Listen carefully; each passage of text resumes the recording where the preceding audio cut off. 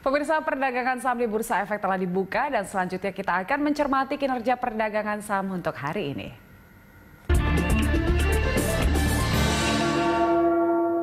Dan untuk mengetahui bagaimana pergerakan saham hari ini, pemirsa, kita akan membahasnya bersama Portfolio Manager Sukor Invest Asset Management, Dimas Yusuf. Selamat pagi, Mas Dimas. Pagi, Mbak Julita. Iya, indeks kita dibuka menguat pada pagi hari ini, nggak banyak, 0,25% ya. Tapi sentimennya apa saja nih, Mas? Oke, mungkin kalau hari ini, kalau kita lihat dari indeks lain, misalnya seperti Dow Jones dan lain-lain, itu masih cukup kondusif ya. Sekarang pre-marketnya juga masih lumayan baik, tidak plus banyak sih memang, tapi paling tidak sudah cukup untuk kita kita masih menguat sedikit. Karena memang walaupun kemarin menguat, hari ini menguat sedikit, sebenarnya indeks kita masih lagging dibandingkan dengan peers. Jadi sebenarnya IHSG itu masih harus catch up lumayan banyak sih dibandingkan kebanyakan peersnya memang. Baik, dari dalam negeri apakah stimulus dan juga dukungan dari pemerintah sudah cukup baik untuk mendorong indeks kita, Mas?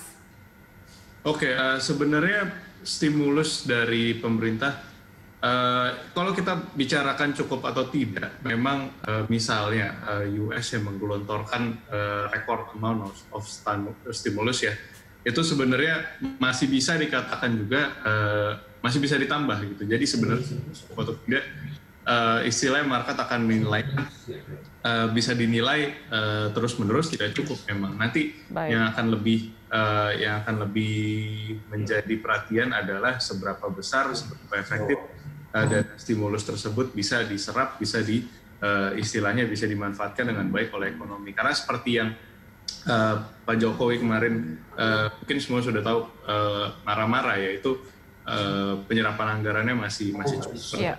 Sebenarnya masalahnya cukup mirip ya di kebanyakan negara, misalnya seperti US juga, itu penggunaan anggaran dari yang sudah di budgeted itu sebenarnya juga masih sangat rendah. Jadi memang di kondisi ini kalau dari sudut pandang kebijakan publik nampaknya memang cukup berat bagi kebanyakan pengambil keputusan untuk istilahnya terabas-terabas saja atau dipercepat, karena banyak isu lain yang perlu dipertimbangkan terkait dengan penyerapan anggaran. Nah, kemudian nantinya jika sudah digelontorkan dan memang impact-nya terlihat bahwa misalnya pertumbuhan ekonomi kembali terjadi walaupun di tengah kondisi new normal, kan kita tahu belum 100% ekonomi kembali. Tapi nanti jika data readings-nya itu cukup baik, itu baru mungkin. Dan kemudian dari laporan keuangan, tentunya sekarang kebanyakan investor masih menunggu laporan keuangan dari kuartal 2, karena kita tahu kuartal 1 sudah ada beberapa perusahaan yang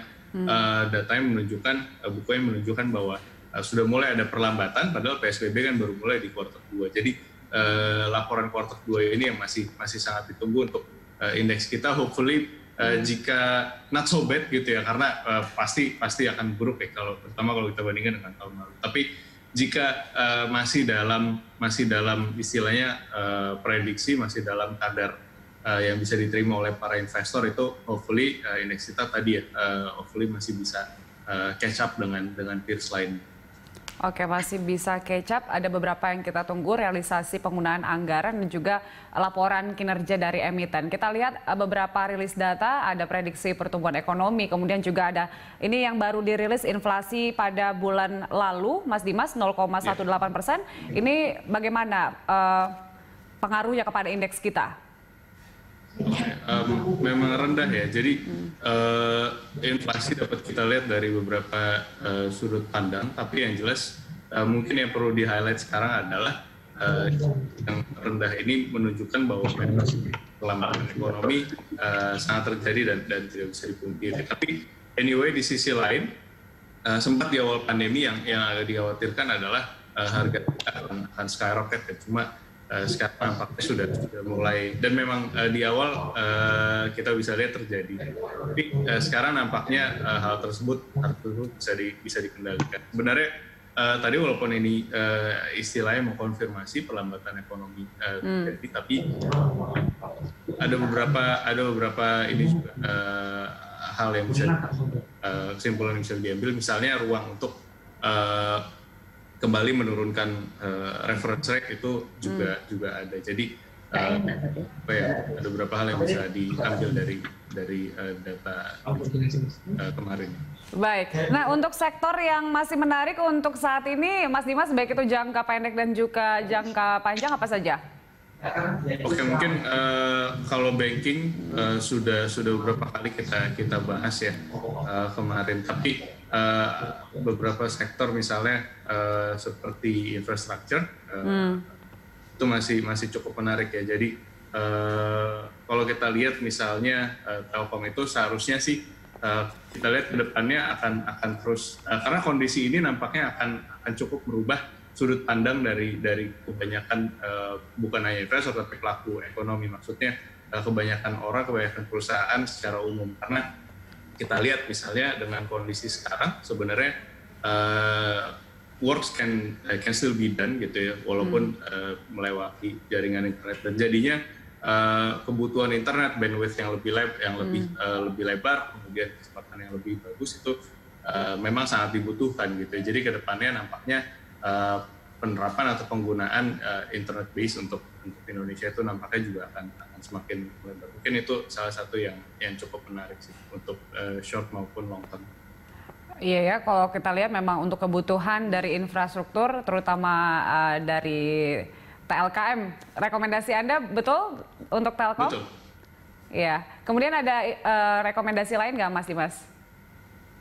Oke, mungkin untuk medium to long term ya, mungkin boleh mulai melirik beberapa sektor mining juga, misalnya beberapa selected coals atau nickel base ya, karena memang saat ini masih cukup berat, harga komoditasnya kebanyakan masih lumayan rendah. Tapi kalaupun nanti kalau oil sudah harganya kembali rebound, itu biasanya karena oil itu kan mother of all commodities, nanti biasanya komoditas lain akan ikut harganya. Sahamnya apa saja, Mas Dimas, kalau dari mining?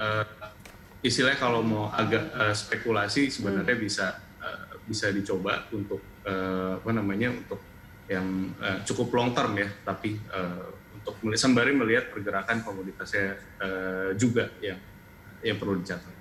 Kalau dari mining apa rekomendasi Anda, Mas Dimas? Sebenarnya masih PTBA sih, atau kalau nickel base masih di Antam, karena nikel kalau kita lihat nampaknya kebanyakan negara akan mempercepat peraturan atau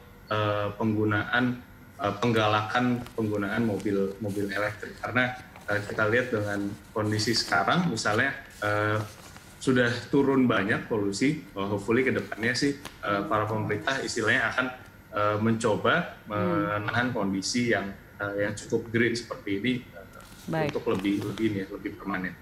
Baik, Mas Dimas, terima kasih untuk informasi dan rekomendasinya pada pagi hari ini. Dimas Yusuf, Portfolio Manager Sukor Invest Asset Management.